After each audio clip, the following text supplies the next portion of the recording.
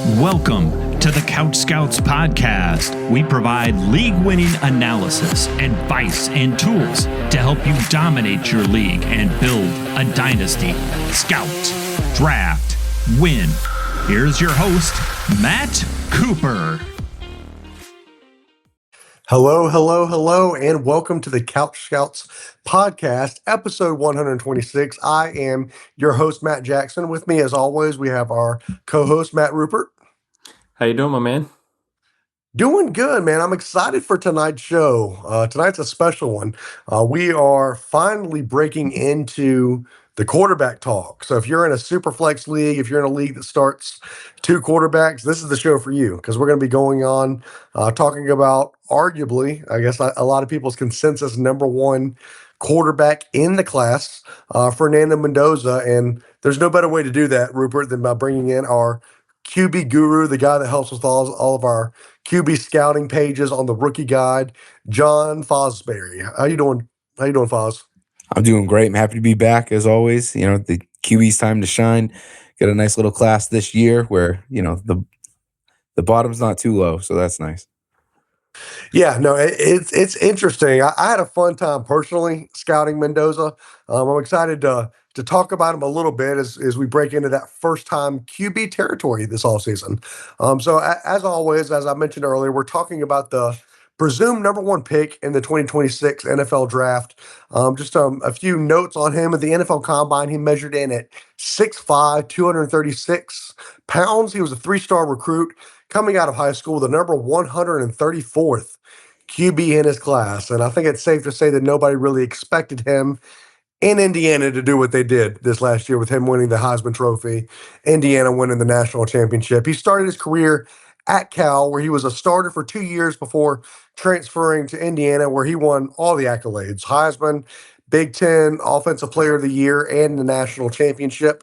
In that championship run, he threw for 3,534 yards, 41 touchdowns to 5 interceptions. He also ran for another 377 yards and 7 touchdowns on the ground. That's not counting sack yards, of course.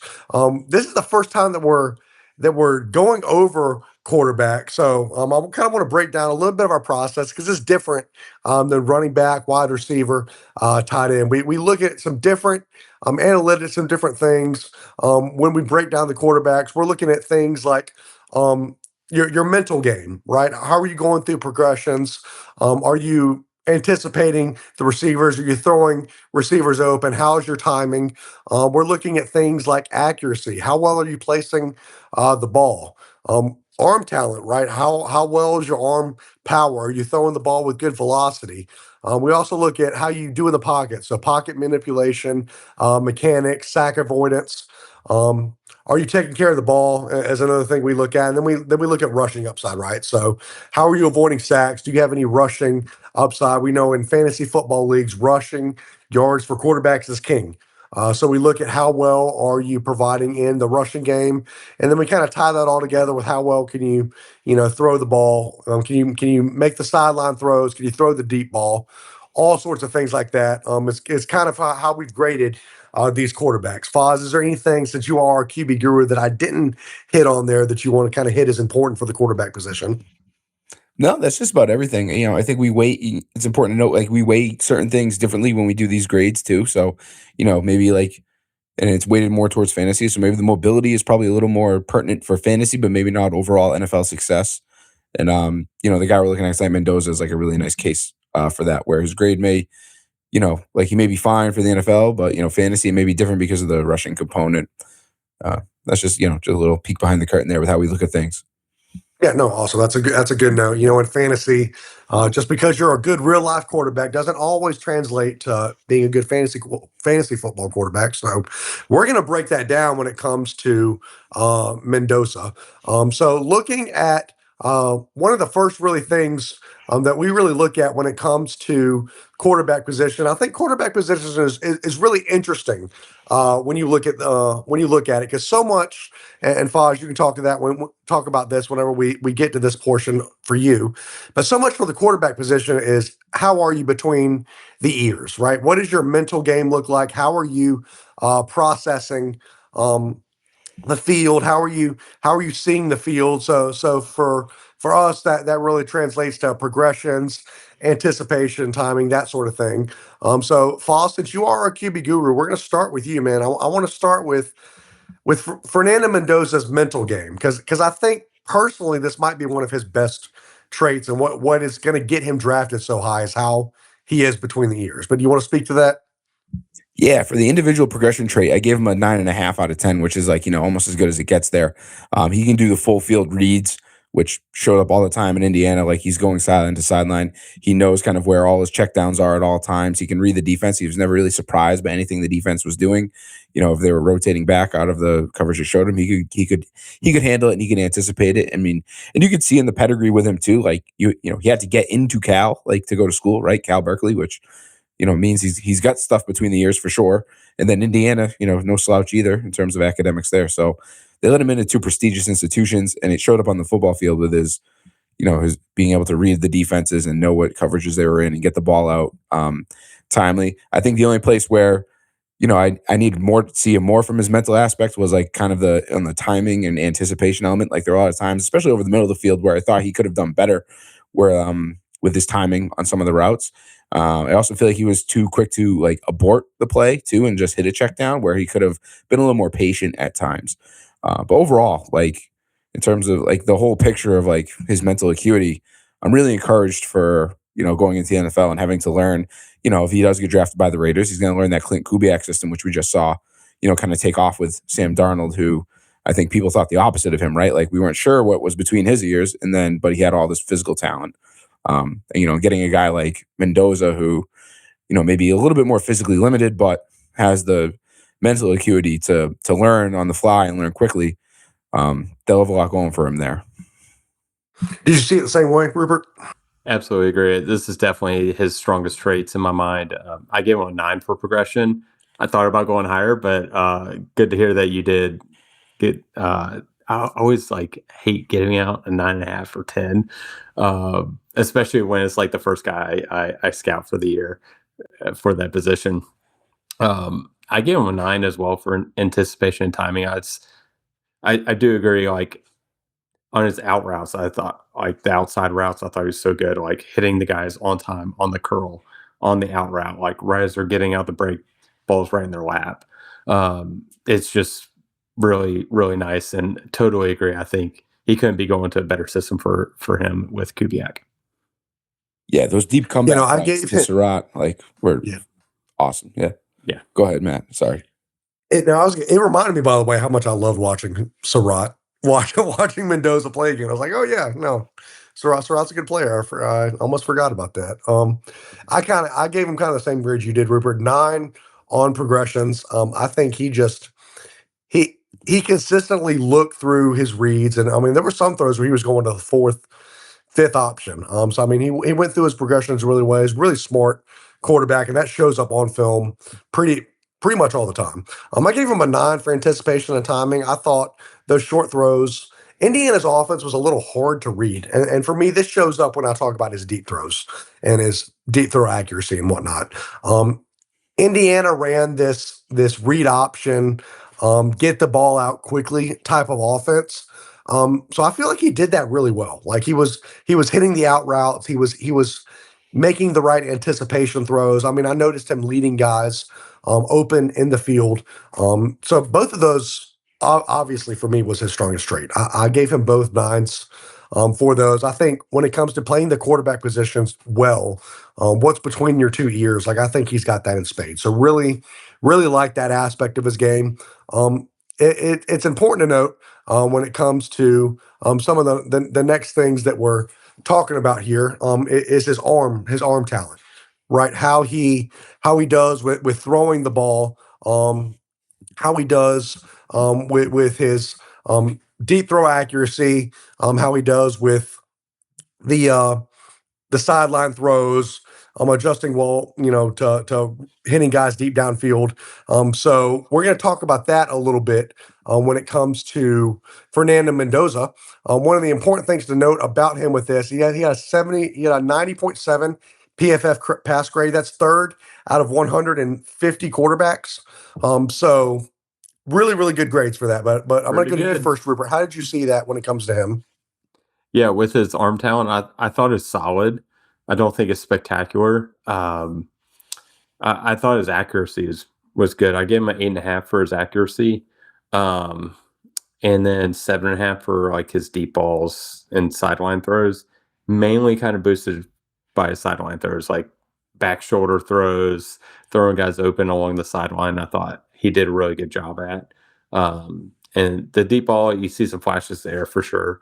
I might be um, looking at it with some rose glasses because of one play I remember when scouting Surratt, where he threw this like deep hole shot down the right sideline, like 50 yards down the field. It was beautiful. But you don't see that a ton.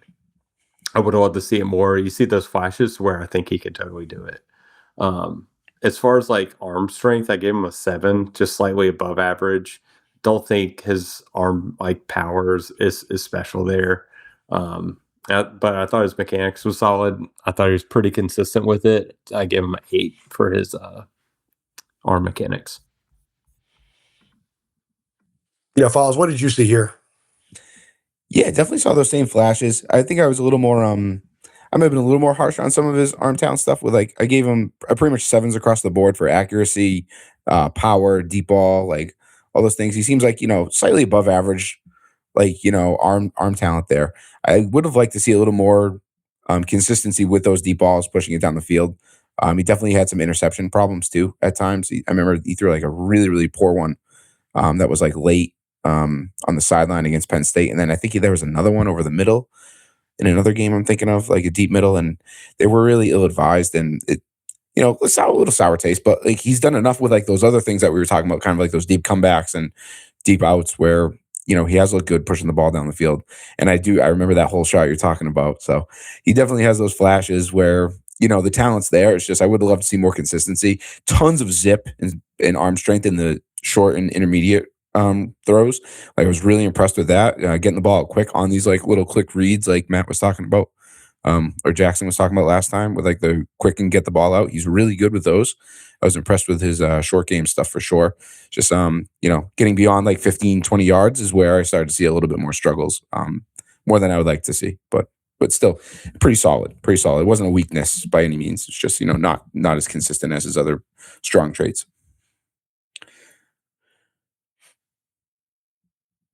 It came to his arm strength deep down the field. Like I'm talking 35, 40 yards or so deeper down the field. I noticed the zip on his ball, the velocity that he was throwing with kind of dipped down a little bit.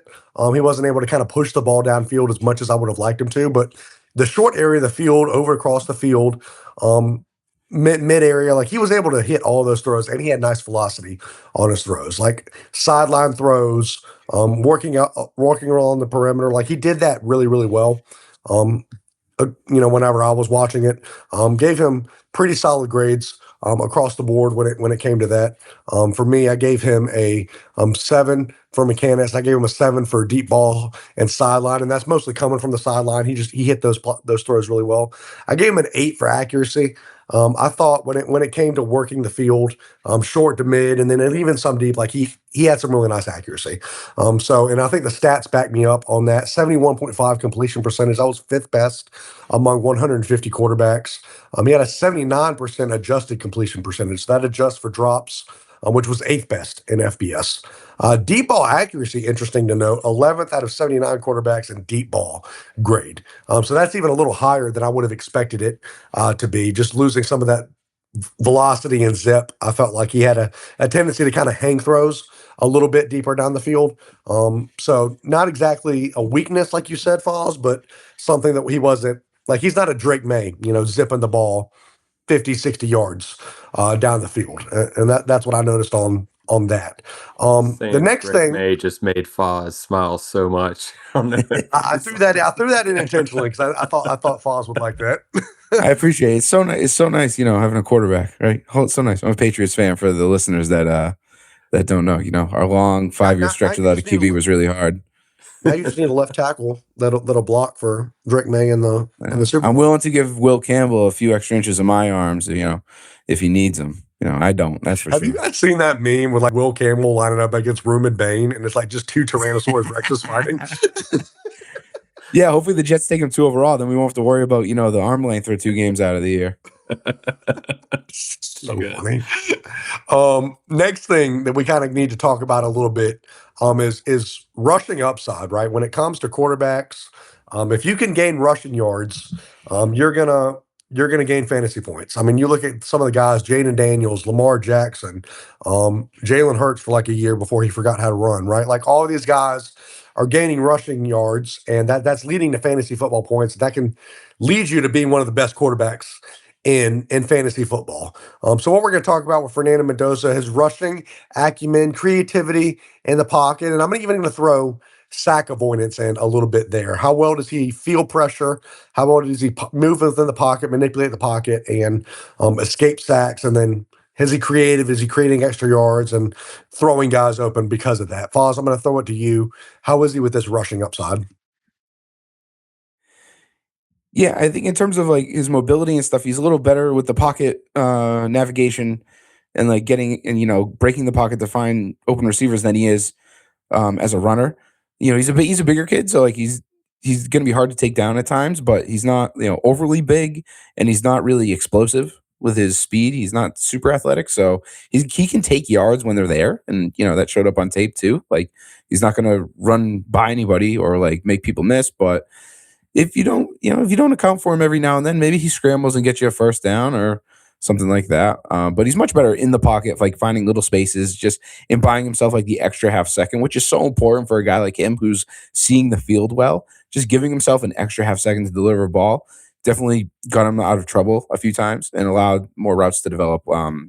Especially again, we talk about these deep comebacks. I feel like the Indian offense was like all these deep comeback routes, and being able to stand in there and find that extra space to give you that extra half second is so important. So he graded out like above average in all those traits for me, except for like the rushing.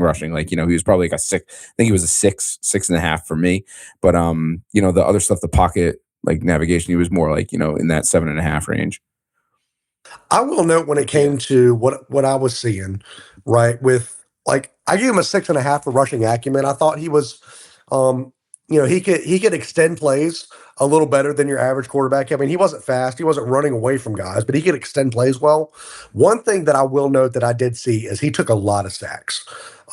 Personally, I felt like he didn't always feel that backside pressure, or he didn't have the speed or mobility to escape from that backside pressure a lot. Rupert, what break the tie on that? What did you see when it came to that aspect of his game? I gave him slightly above average. I gave him pretty much sevens across the board, with pocket manipulation, sack avoidance, creativity, and then I just gave him a 6 for NFL average for his actual rushing upside.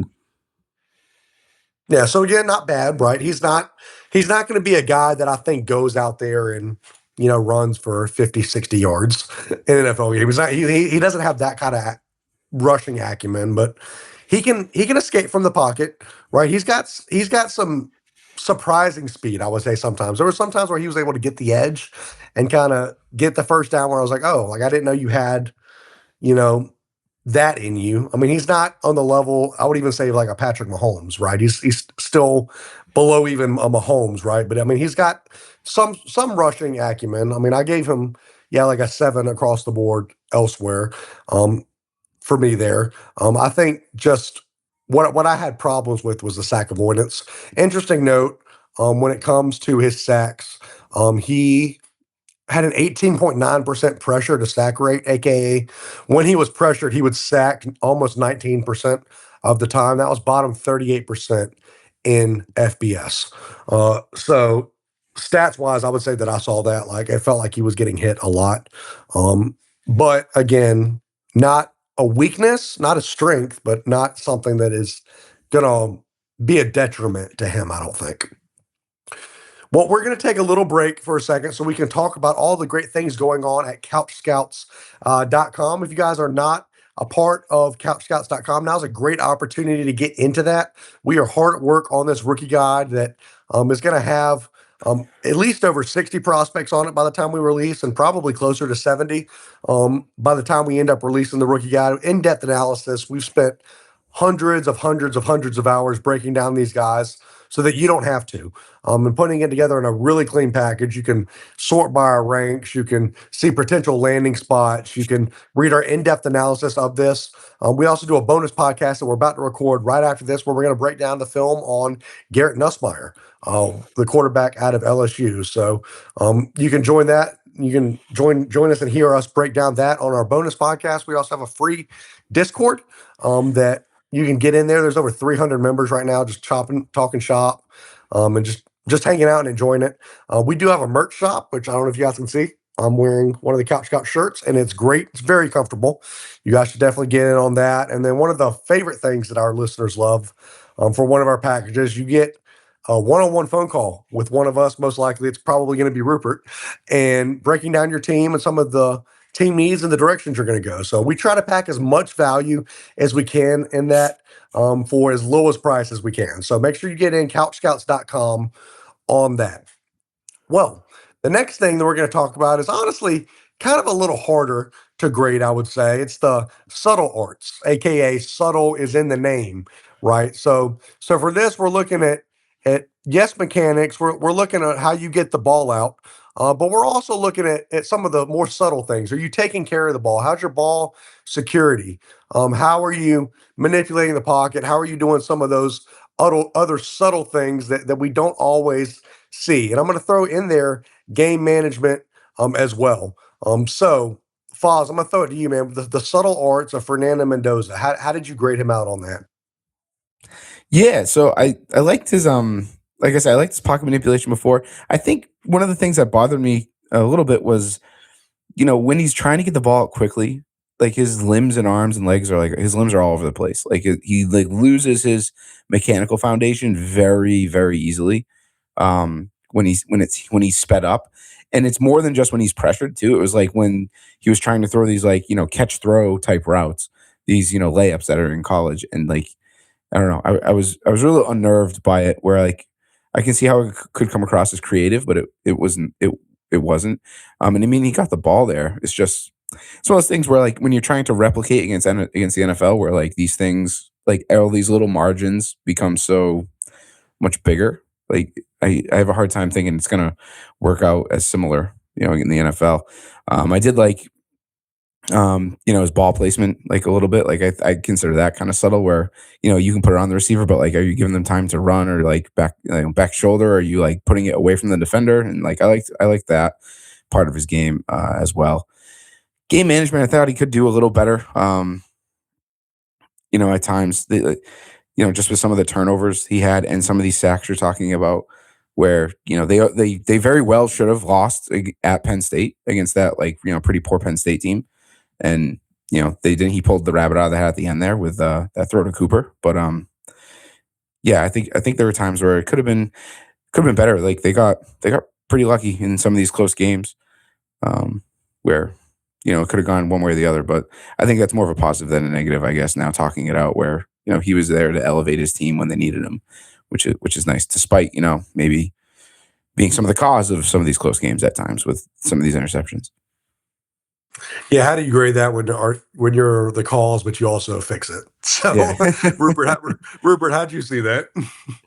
Yeah, I mean, you don't see all the quarterbacks coming back from that, so I think that's a plus. Like, yeah, agreed that there's some mistakes in there, but he does fix them. He does make up for them. Like you saw for 20 years with Tom Brady, he may, throw an interception over the middle, he stomps over to the sideline and then comes back and brings them down for a touchdown to win. It's like the way that he's able to bounce back. Overall, like I thought his like ball security and everything was solid. Um, Agree that creativity is not really where he shines, but not a detriment either. I gave him a 7 for that, and then an 8 for mechanics. I did see what you were talking about a little bit, Foz, when you were talking about him getting a little wild at times. When I watched the Ohio State game and the Miami game, right, when you have faster edge rushers, guys that are coming up on him a lot faster, the footwork got a little crazy. He would lean back and not step into throws sometimes. So I could definitely see that for sure. I thought overall, like he took care of the ball pretty well. Um, it's worth noting that he only had a turnover worthy play 2.6% of the time, which was top 20% in FBS. So for the most part, he was taking care of the ball, right? At a high level. So I think that footwork could use some work, and it's a good thing that he's going to an organization that has a guy that knows a little bit about how to play the quarterback position, right? Potentially. So I think they can work that out. I'm not too worried about that at all. And then when it comes to creativity, I mean, I gave him a 7. I thought he could create a little bit on his own. He could extend plays. We talked about that when we came to his rushing acumen. So what's worth noting? Here's where it gets interesting, right? Because when I look at our quarterback master sheet, when it comes to Fernando Mendoza, he has a grade of 74.75, which is a flex option, but it's right there. It is 0.25 points away from us grading him out as a fantasy starter. He's presumably the number one overall pick in fantasy football. He's going to the Raiders. They have multiple first round picks. They can get him some. They can get him some help. You know, Not multiple anymore, not right? they don't have multiple. Max Crosby's back. Oh, Max Crosby is back. You're right. Never mind. Forgot about Awkward. that trade that got pulled. Forgot about that trade that got pulled. So I mean, they can still get him some help in the draft. This is a loaded wide receiver class. Um, you look at the Raiders. They got Ashton Genty in the backfield. They've got some stuff that they need to clean up offensive line wise, which might attribute to some of that rushing acumen, taking sack stuff that we talked about. But right there at the borderline edge of fantasy starter. Presumably, every mock draft that I've been in, I don't know about you guys, but it's been Jeremiah Love, it's been the 3 wide receivers, and it's been Fernando Mendoza right around the 1.4, 1.5 range. Is that where I'm going to start with you, Foz? Is that where you think he should go? And then what do you think his upside is, considering he's not like a super creative runner with the ball in his hands? Yeah, that seems. I mean, that's where I've seen him go in the few mock drafts I've done too. And like, I don't know if I would take him there if I was a QB needy team. I'd probably think about flipping that pick for maybe someone like a Jordan Love or that's the name I always come to, Jordan Love, for like this type of transaction where like you're gonna get like some stability at the QB position um with a known commodity, because we don't know if Mendoza is gonna stick in the NFL or play for a long time or whatever. We know kind of Jordan Love's kind of set in that Green Bay Packer offense for now. Love it or hate it. But and that's the type of transaction I'd be making there.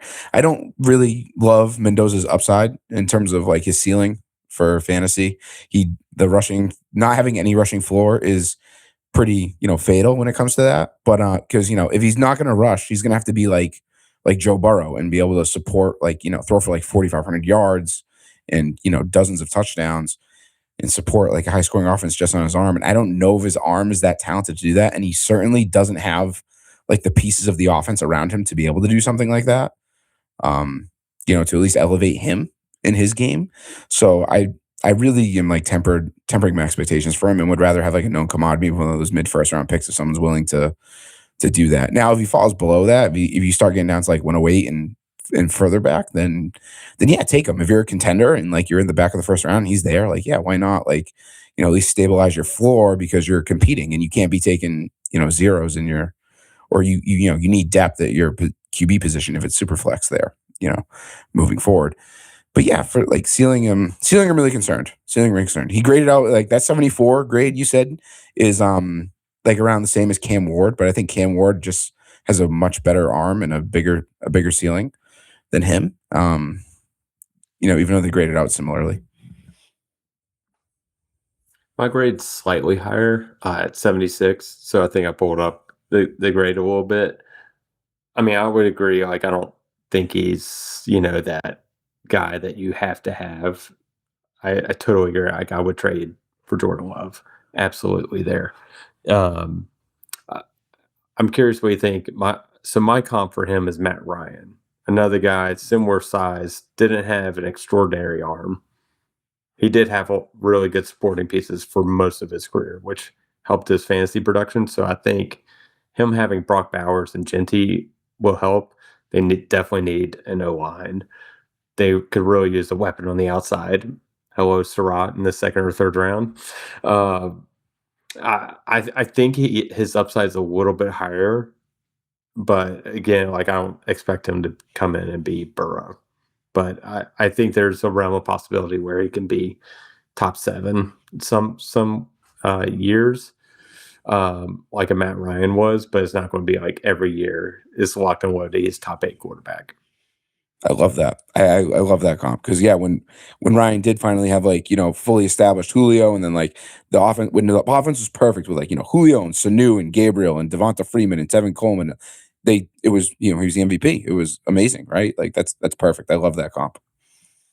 Yeah, no, I think consistency is going to be a big thing for him, right? He's obviously got some pretty nice arm talent. I mean, you got some question marks some places, but between the ears, mentally, like, he's one of the best quarterbacks mentally, right? So I think Matt Ryan, that comp is really good. I think that the ceiling, like you said, Foz, is going to be a little limited, but still worthy probably of a mid to later first round pick, is I think right where he probably slots in at. So I would agree with that. But I do love the Matt Ryan comp for that. Well, guys, that about does us for tonight on our Fernando Mendoza podcast. Thank you, John, for coming on and talking quarterbacks with us. We always love having our QB guru on here. Love being on. Thanks, guys. Come find me on Blue Sky, my fellow fantasy players that are on Blue Sky. We're there. We got a great community. Yep, Fosbury64 on Blue Sky. If you are interested in following him, make sure you leave a 5-star review. Rate and review us. It helps people find the podcast. We'd really appreciate that. Join the Discord if you're not part of that. It's free, no strings attached. We just want to get to know the people that listen to us. So make sure you guys tune in to that. Check us out. And we will see you guys next week. We're breaking down more quarterbacks. So we'll have John with us again. So we're excited about that. But we will see you guys next week.